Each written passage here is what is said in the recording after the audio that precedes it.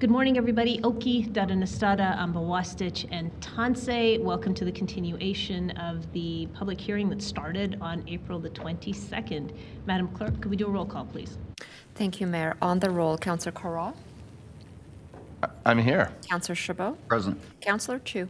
Here. Councillor Demong. Councillor Dhaliwal. Councillor McLean. I'm here. Councillor Meehan. Here.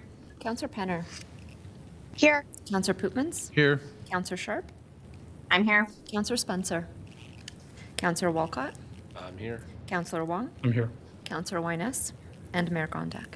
I'm here. Thank you, Mayor. Thank you. Madam Clerk, if I can ask, could we start with just an understanding of what next week might look like, please? Absolutely, Mayor Gondak. We will put the schedule on the screen for you. And as a point of clarification, the schedule that you will see is the schedule that has been created with input of the Chief Administrative Officer as well as members of the executive leadership team. The only vote that Council has taken is with respect to May 13th.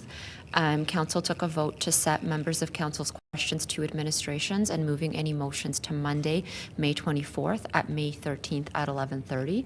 From there, the proposal for your consideration is to continue the overflow should it be needed into Tuesday, May 14th, starting at 1 o'clock to 9:30, Wednesday, May 15th, starting at 1 o'clock into 9:30, and Thursday, May 16th, starting at 1 o'clock to 9:30. Okay. So Council, this is what's being proposed. It is more than likely that we will not need until Thursday the 16th, but that is our last day to wrap this up. And we have the ability to change the start time of these things. And I would say that if we get into Thursday, I have a feeling that Intergov will probably only be about 90 minutes. And so we may wish to start a little bit earlier, but we can determine those things on the day before.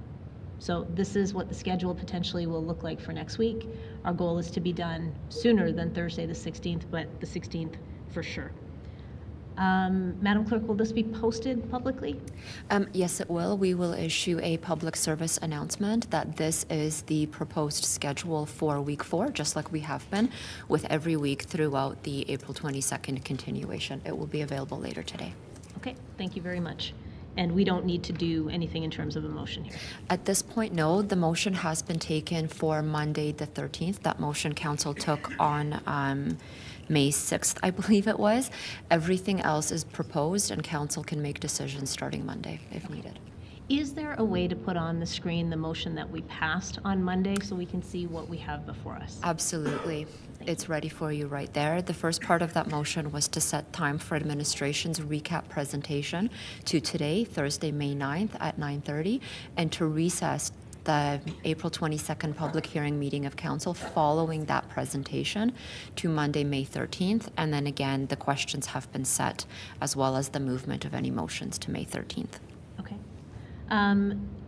Council, the one thing I will point out for all of you is that we have a special meeting of Council at 9:30 in the morning on the Monday on the 13th. There is also a Prairie Economic Gateway meeting that is running concurrently between 8 and 11:30.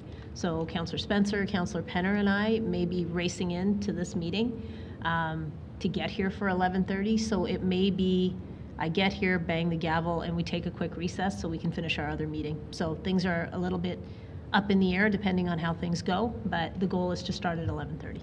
So just giving you all a heads up. So today we are going to be receiving a recap presentation. If I understand correctly, GM Keane is going to be providing that. Council, this is not an opportunity for you to pose questions of administration. This is simply a recap presentation. If you need some sort of clarity about something that Mr. Keane presents to us, that's fair, but we are not getting into actual questions. Okay, so with that, Mr. Keane, please go ahead.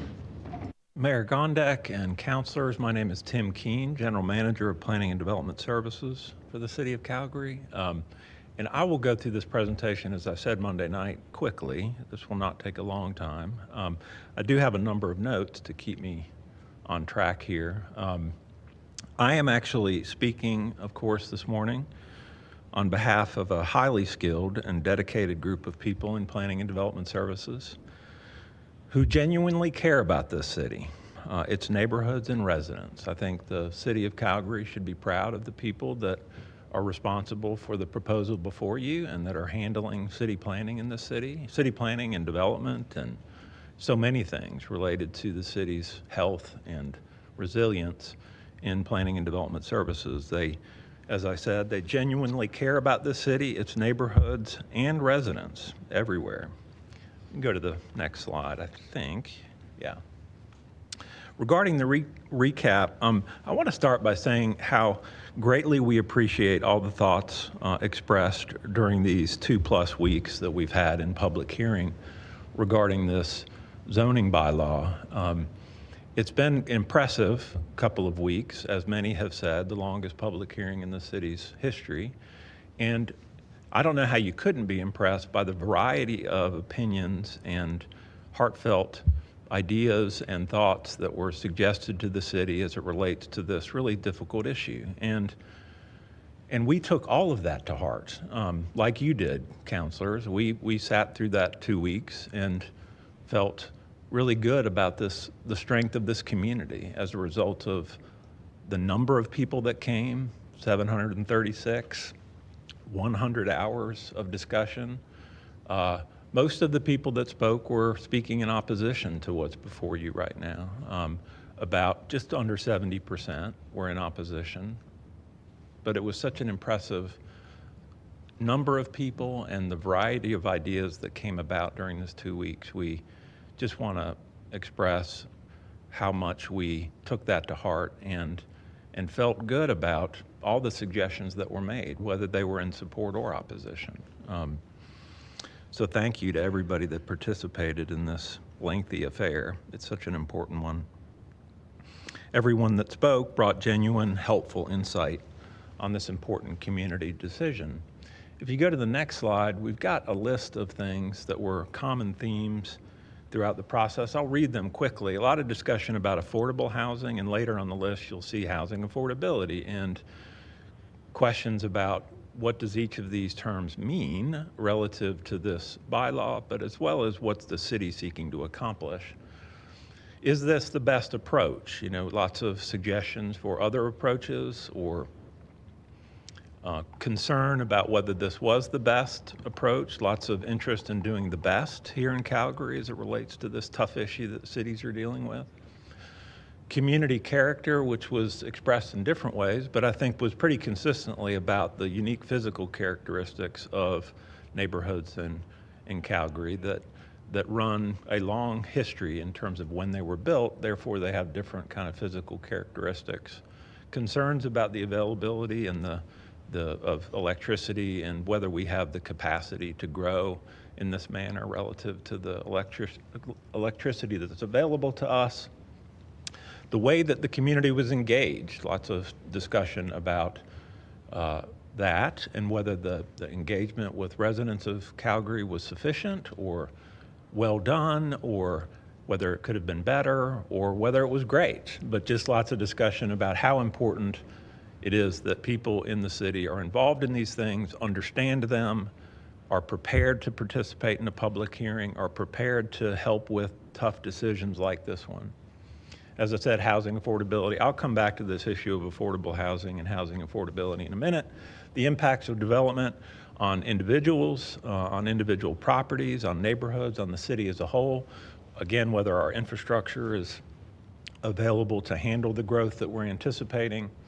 Local area plans, a tremendous amount of support throughout the 2 weeks for local area plans as a way to address how neighborhoods and collections of neighborhoods are growing in a more detailed way, the need for more housing, which I'll come back to, parking, whether we have too much or not enough, privacy issues related to new development in neighborhoods and where people are concerned about losing their privacy, property values, which I'll come back to, but legitimate concerns about how will this affect my property value, the capacity of schools and whether the schools in Calgary can handle this growth, and how would they do that? Tree canopy, is this helpful to tree canopy? Is it harmful? How we handle waste and recycling in the city and how this affects that in a very local way. And then availability of water and our water infrastructure, and all those issues around water that the city somewhat uniquely has to deal with. I want to close on this particular slide by talking about this variety of things that were brought to surface during this public event, in the sense that some of these things are big community goals that we all share. You know, they're things that we talk about in terms of what do we want for the future of the city as a whole. So for instance, the need for housing. A lot of consent, I think, during this 2 weeks from everyone, including those in favor and in opposition to this particular proposal, a lot of consent around the need. We do need more housing. And even that we need density in the right places. It was often said that we, on both sides, that we need more density, we need more housing, so a lot of consent. And this is a big community goal. And I think there was a lot of acknowledgement that we often heard from speakers that they recognize we as a community need more housing. So that's one scale of suggestion or issue that came up during those 2 weeks. Another was very, very personal things. And this is equally as important. You know, we have these community goals that we share together, but also the individual personal things are also equally as important. So for instance, property values. People are concerned about how will this change my property value? That's a legitimate concern that we care about and have to be careful about. And as we said in the opening presentation when we started this hearing, based on the market analysis in Calgary, there's no evidence that there's any negative impact on the property value of houses adjacent to row house developments.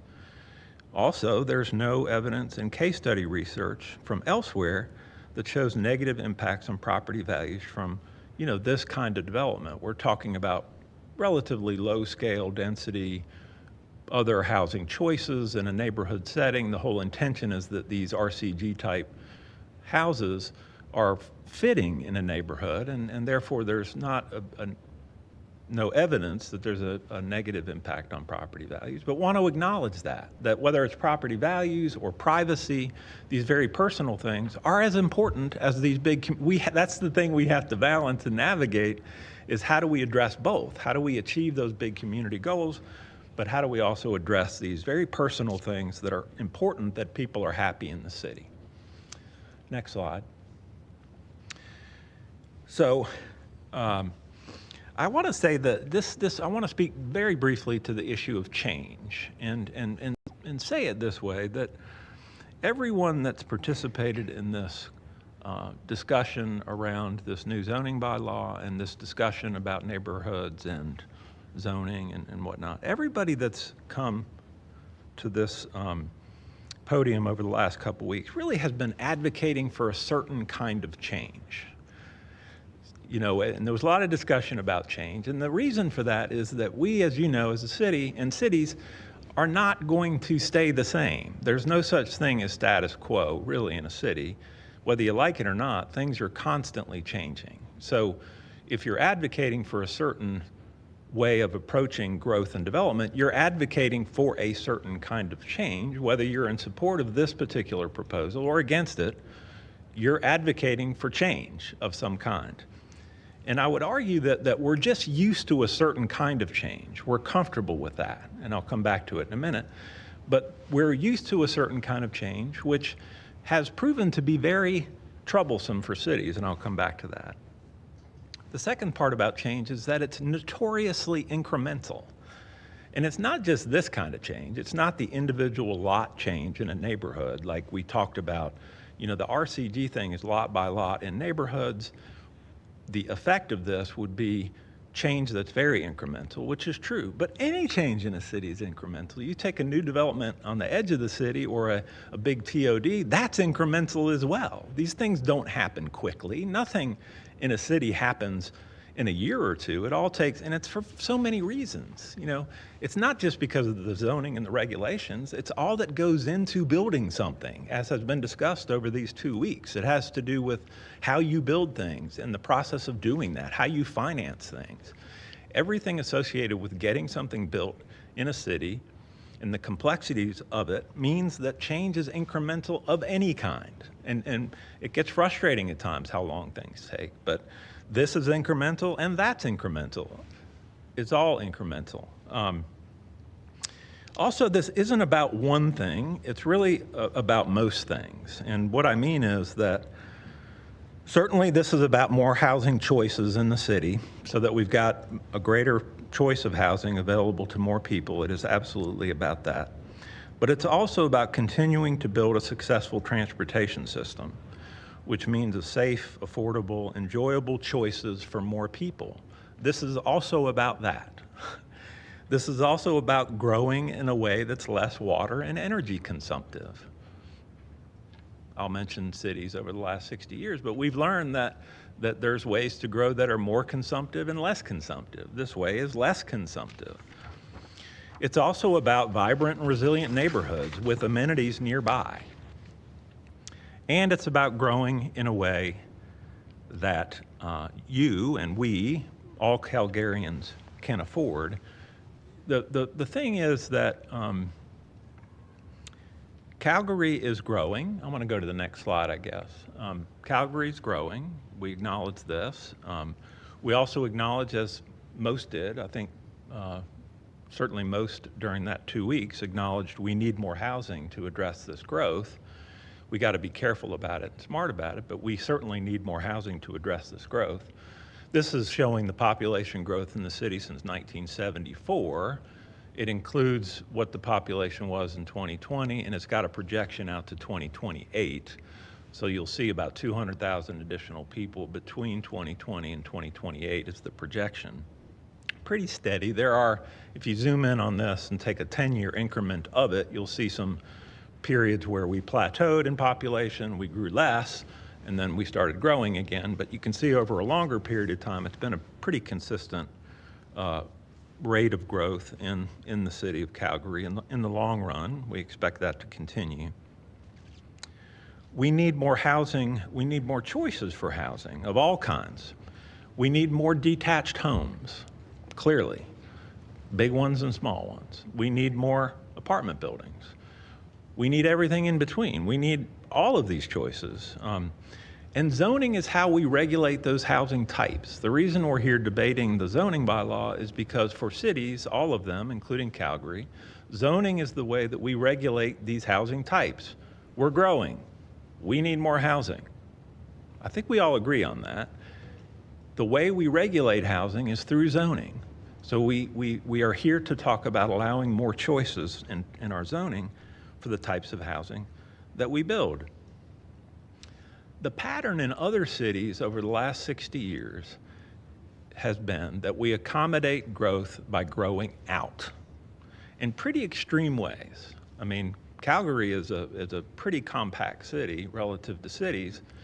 And if you look at others that have grown much more substantially over the past 60, 70 years, you'll see that that growth is substantially accommodated by growing further and further into the landscape. That has been the pattern in cities in North America for the past 60 years, period.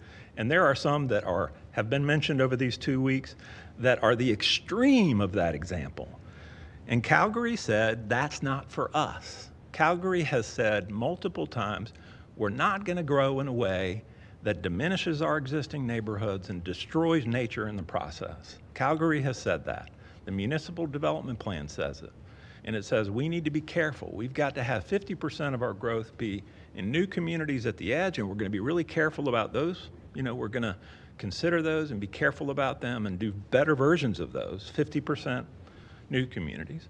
And 50% are going to be within established areas because we recognize we can't destroy nature and sprawl to the nth degree. We got to be balanced in this thing. So Calgary's already said we got to be balanced, 50% new communities, 50% established areas. Right now, we're only at about 85% new communities, 15% established areas, so we got work to do on that.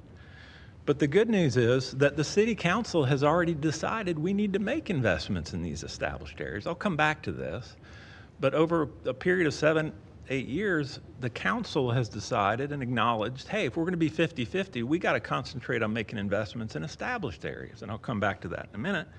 And then even as a region, the region is being so careful about this and saying, you know, we live in a certain part of the world that has these physical attributes. We got to be careful about watersheds and the prairie and farmland and all this stuff, in addition to caring about what's happening in the city and our towns. So the region is working together like it never has to say, we got to be careful. This is a big deal. So in Calgary, unlike many places, we've said that's not for us. We're not going to grow and destroy nature in the process of our growth. We're going to be careful, and we're going to make our neighborhoods better. As I said, we need everything that's been suggested during this hearing, including more transit-oriented development near our light rail and bus rapid transit stations. We need big and small detached houses. But we think now is the time also to allow more choice in neighborhoods. And for these reasons, I just want to go back to some of what we had talked about in the initial presentation and what was much debated during the public hearing. If you go to the next slide, I think this is, so a couple reasons we think this issue right now, you saw that long history of growth in Calgary from 1974, so from a much smaller city to the city we have today. We think right now this decision about the zoning bylaw and allowing more housing choice is important for a couple of reasons as it relates to what's happening in our neighborhoods, and this is the first one. This shows new construction in RC1 and then RCG, of RC1 types and RCG types since 2018 in the city. So what you'll see here is the blue is RC1, so these are detached homes, of course, and then the RCG types are in the gold, and this is the prices for those since 2018. And you'll see that the detached homes almost exclusively are more than $800,000 a piece. That's the value of those homes. As a matter of fact, I've got the notes here. You can't pull it out of this easily, but since 2018, we've had 614 detached homes in that R1C at $800,000 or more. And also over that period of time, we have 437 of 3-unit buildings, more the RCG type, so at least 3 buildings within a structure at less than $800,000. That's per unit. And 257 of those RCG types are less than $600,000 a piece. So I just want to acknowledge, okay, why do this? You know, we're growing, got it. We need more housing. Seems to be a lot of agreement around that. Zoning is our way to affect these things. What we see happening in the neighborhoods is we're really building more expensive detached homes, which is fine because some people need that, and that's great. And we need more of those, clearly. But the choice part gives us the ability to get to some lower prices when it comes to these neighborhood settings. And I'll come back to this in a minute. But anyway, I just wanted to mention this is one of the phenomenons that we see that leads us to believe, hey, we got to be careful as we're growing. Remember, we don't want to sprawl everywhere, and we want to make our neighborhoods better. So look at this. Maybe we need more choice. And then the second point I wanted to make, I'm sorry, I think I have, go to the next slide, just to acknowledge those types. This goes back to the initial presentation again, and what types are we talking about? What I'm talking about here, of course, is the detached home and then other neighborhood scale buildings, whether it's a row house or townhouse and that kind of thing. So that's why we're here, in the sense that growing, need more housing, zoning's our way, we need more choice, we think, based on the way prices are going. And then the last piece, this is the other phenomenon I wanted to mention, because there was a lot of discussion, if you go to the next slide, about the demolition of what I'll call naturally occurring affordable housing in our neighborhoods, which is to say more modest single-family homes. Many mentioned this, and it is a great concern. You know, you've got a modest bungalow in some of these older neighborhoods, and that's a source of affordable housing in many ways, clearly. And this phenomenon here, which is common to cities, is that what really happens is that those get demolished and they're replaced with new, larger single-family homes. That's what's really happening, is that, and I'll give you these are the stats since 2015, and it shows that 75% of the single-family homes that have been demolished in our neighborhoods, 75%, have been replaced by new single-family homes. And 96% of those new single-family homes are larger than the single-family home they replaced. So just to be clear, this is the other concern is that, hey, the detached house is more expensive. And number two, what's happening now in our neighborhoods is we're demolishing these modest ones and replacing them with larger ones that are more expensive. I mean, that's what we saw in the last chart. Those are concerns. Not that we don't need all of them. We need detached homes too. We need all of these types, but maybe we should bake into our regulations now, trying to get to that 50-50, more choice, since evidence shows us those are less costly, on a per unit basis. We go to the next slide. Thank you. I want to shift here to talk about the housing strategy and get into this issue of housing affordability versus affordable housing. But I want to start with the housing strategy more generally. And make the point, and this is important, I think, because there was a lot of discussion about the housing strategy. First, for me, that 4 of the 5 outcomes that were identified in the housing strategy really relate to efforts that we make as a community to help very low-income people and to help people that have traditionally been discriminated against. And this is a real focus of the housing strategy, and is very low-income people that need our support most as a community and those that have been discriminated against. 4 of the 5 really concentrate on that. And then the first one, their outcome 1, is what we're here speaking about now. But I want to acknowledge all the effort that's gone into the other 4. And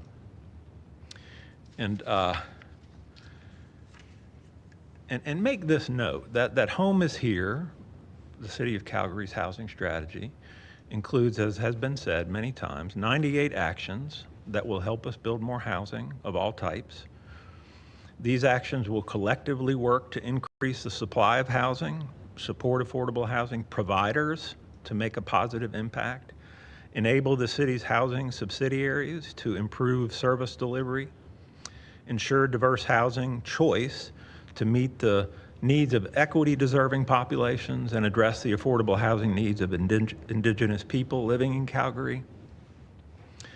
As a matter of fact, since Council's approval on September 16th last year of the housing strategy, the city, across departments, has begun implementing numerous actions related to this.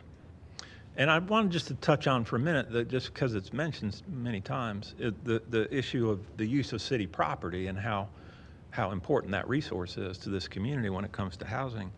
And since the strategy was adopted by Council, the city's working to utilize 11 city-owned sites to support the development of more than 500 homes. This includes the Parkdale land use application. I mentioned the application just because it was before Council this week. So you've got the Parkdale piece that includes city property that came through you this week. That is one of those, that actually is more than one. It's several of those city properties that are involved in the Parkdale piece that came to you this week. And the city's using that land in furtherance of housing for very low-income people. It also includes transit-oriented development, where city-owned property can be the catalyst for development.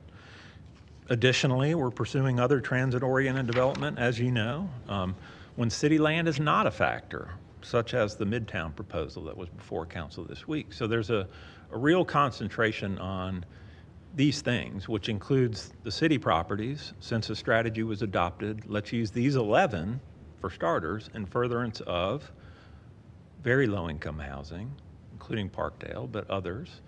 So that action has started, and then also the transit-oriented development and the importance of this in cases where city land can be that catalyst, and in cases where there isn't city land, but the private sector will be the catalyst for development of new transit-oriented development. Very important.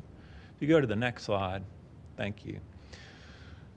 So because I'm using these terms, and there was a lot of discussion of this during the hearing among those that came, I wanted to talk about housing affordability versus affordable housing. It is an important thing to talk about, I think. So when it comes to housing affordability, we're talking about the fact that everyone in Boise, no matter your income level, deserves and needs housing that is affordable to you. And so housing affordability is acknowledging that wherever you are on that income spectrum, you need housing that you can afford. And as has been said during these 2 weeks, in cases where you don't have sufficient supply across that entire spectrum of need, you have people at different income levels that are then taking housing that could go to lower income people than them. So the housing affordability is acknowledging that housing affordability is important at every level of income. And that's why I say we need everything. We need more detached homes that are more expensive ones in our neighborhood. We need more apartment buildings. We need more non-market housing. We need all of these things. So housing affordability is that full spectrum, acknowledging we all need affordable housing, period. When we talk about affordable housing, we're talking about housing for the lowest income among us that require public help of some kind. It could be city property. It could be government help, either at the local or the provincial or the federal level or some combination. But people that are the lowest income among us need public help. And when we talk about affordable housing, that's what we're talking about, is that we acknowledge that the government is going to have to help the very low income among us be in Calgary. And here's the concern, and this happens in cities. When you have to spend government money on moderate income people, you're in trouble, because the private market should be able to serve that population. So once we get, if we have to use our precious resources as government, well, again, local, provincial, federal, any of those, towards housing for moderate income people, that makes it so difficult to serve the most needy among us. That's why this is so important, is that we've got to unlock the ability of people to be creative and build in a variety of ways to serve the people across this housing affordability longer spectrum that can be and should be served in the private market. So that's why we're here about this. If you go to the next slide, so again, we get to this, which is the zoning bylaw before you, which really comes to that variety and choice among our housing types, such that people along that entire spectrum can be served, much of it by the private market, so that we can use our government funds and resources for the most needy among us. This is an essential thing for us as a city.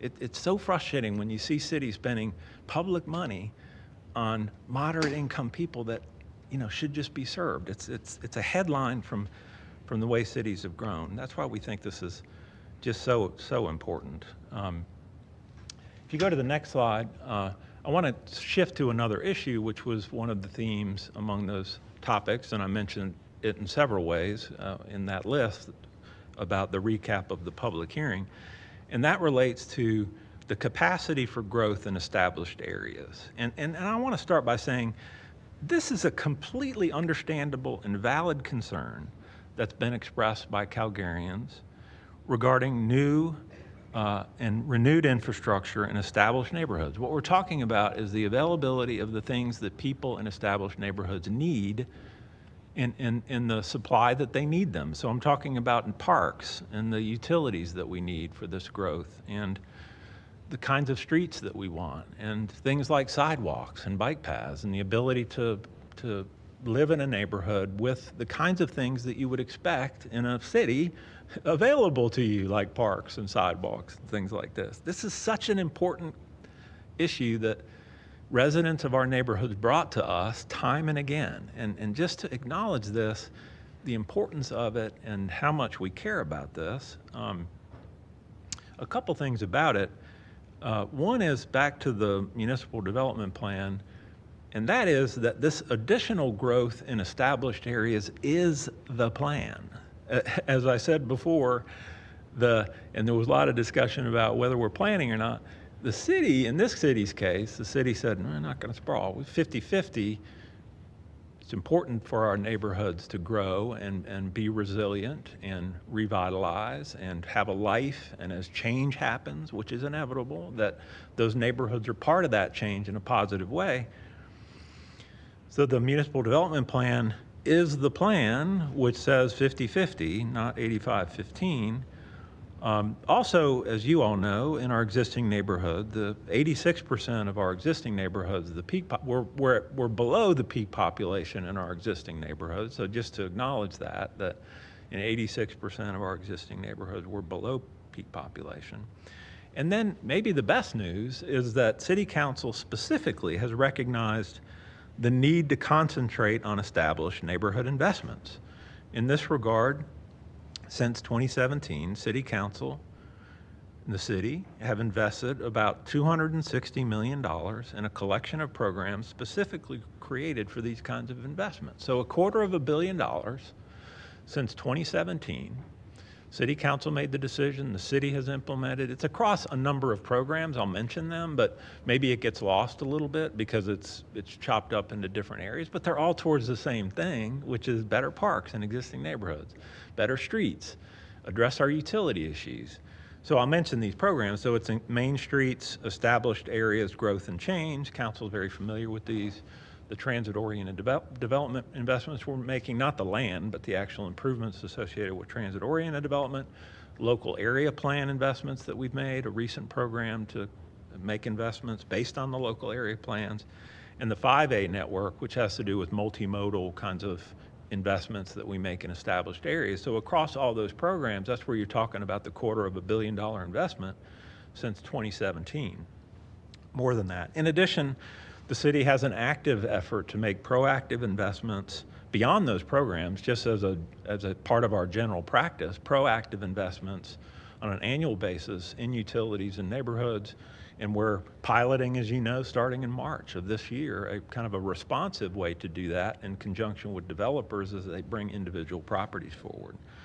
So there's this huge concentration on that City Council acknowledged 7-8 years ago was really necessary to deal with this very legitimate concern that was expressed time and again during the public hearing about these important issues related to, can I live in my neighborhood safely and comfortably? Can we handle this growth that's represented by 50-50? Council acknowledged that and said, we've got to do it. Next slide. And then the next issue I'll speak on, again, that was spoken to so often in the hearing and is so important.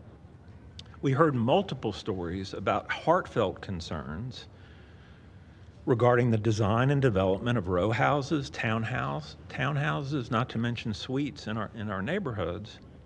And again, we agree every detail is essential. And it's critical that neighbors know what's happening. I want to mention two things about this, but before mentioning those two things, to just underline and in bold say these on the ground, personal, this is how my life changes as a result of development are essentially important issues. It's not just the big goals around the zoning, it's also the very local personal things that we have to care about and be better at. And the city acknowledged this. So as an example, with the RCG, in 2022, we made significant changes to RCG, and council knows this. I just want to make sure everybody that has been participating knows it. We made significant changes to RCG to address concerns about rear yard heights, landscaping, and waste disposal, very much in response to the kind of concerns you all heard for the last 2 weeks about these things. Therefore, most of the RCG development that we see in the city now occurred before these changes happened. So I just want to mention that. A lot of photographs shown of RCG. It's important to acknowledge that we spent 8 years with RCG. You could call it what you want. There was a 8-year period when it was initially brought into the ordinance that we lived with it. We learned, hey, we could do these things better. So we made significant changes to RCG in 2022, which is very recent. And in a 2022 edit to the RCG, not much has happened since then. Things take time. And so we've got the new one. So that's one thing to acknowledge. We've got a new version of RCG, which we think does better address those important, very personal issues. The second thing, which I think is on the next slide, if we could go to it, is that for the reason, so we started in we've had 8 years. It was 2014 when RCG first came into 2014. Am I right about that? Yeah, 2014 that RCG came into being. So we had that time and we made changes, but those changes are recent. So for that reason, we also ended up proposing to council, of course, or what's in your proposal before you, is that row houses would not be permitted. They would actually be a discretionary use. That's a really important distinction for everyone that participated and Calgarians to recognize. It's very important because as a discretionary approval, that means that for these RCG types, row houses as an example, this means neighbors will know of those permits. We heard important stories during this time about people that didn't know something was coming. Suddenly someone is under construction with a multi-unit building that changes their life. Well, under this proposal, that neighbor would know of that. Not only would they know of it, they'd have a time to comment on it. And if they didn't like what came out of that, they could appeal it. So we just want to acknowledge that since RCG's new, since these issues are so important, we've made it a discretionary use in this proposal. And also, of course, that contextual single detached are permitted in this.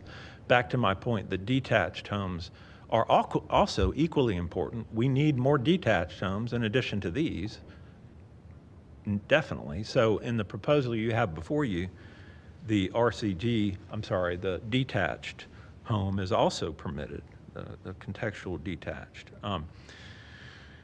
So that's related to why these on the ground, personal, my neighbor kinds of issues are so important to us and how it's reflected, I think, in the way Calgary has approached this whole issue, the RCG in general, and then also this proposal that's before council. I want to shift to another issue, which was, and I'm almost done, that was raised a little longer than I expected, apologize, but a number of the presenters during the week questioned the relationship. If you could go to the next slide. A number of presenters questioned the relationship between the proposed rezoning and the federal housing funding. Very important topic that was raised. And really, we're all challenged with navigating and communicating how federal, provincial, and municipal initiatives on housing fit together. It's understandable, that people come forward, and I don't understand how what the province is doing or the federal government is doing relates to what the city's doing. It's all government to me. I'm just interested in housing. So it's understandable that there's misunderstanding about these things. Regarding, though, which is what specifically was raised during this hearing, regarding the Housing Accelerator funding, rezoning is included in one of the 7 initiatives within Calgary's application to the Housing Accelerator Fund. So it's one of 7, the proposal that's before you. The agreement that we've got with the federal government on the Housing Accelerator Fund provides that nothing in the agreement will fetter council's future decisions. This is the agreement. We can talk about thoughts about these things, but in the agreement the city has, it says that nothing will fetter council's future decisions. Further, to the extent future council approvals are required to implement initiatives or commitments, any of them, and not just this, but any of those commitments in the agreement, then it is the City of Calgary's responsibility to ensure each council approvals are actively pursued. So the agreement says, here's the 7, we expect you to actively pursue them, but nothing about this agreement fetters council on their decisions. The Housing Accelerator Fund agreement contemplated council making this rezoning decision solely based on the planning considerations.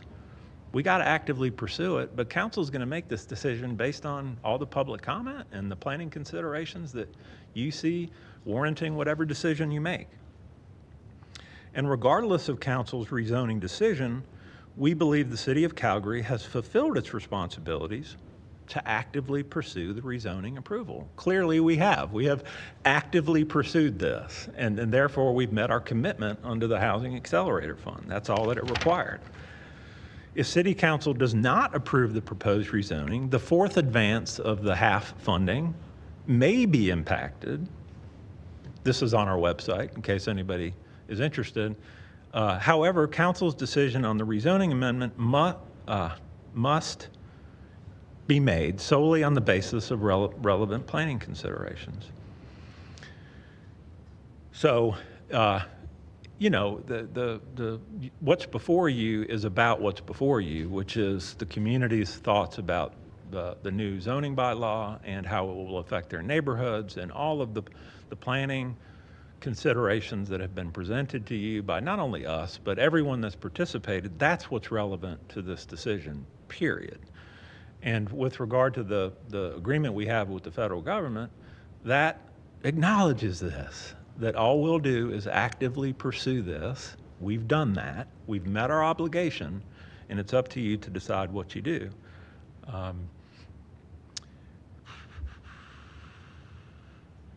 So that's probably enough about that. And then if you'll go to the next slide so I can remember. Oh, okay. And then, so I'll just finish. As I said in my opening remarks, change of all kinds in Calgary and really in cities across North America is incremental. We're all dealing with change. There's nothing else to deal with because that's our life as a city and as residents of the city.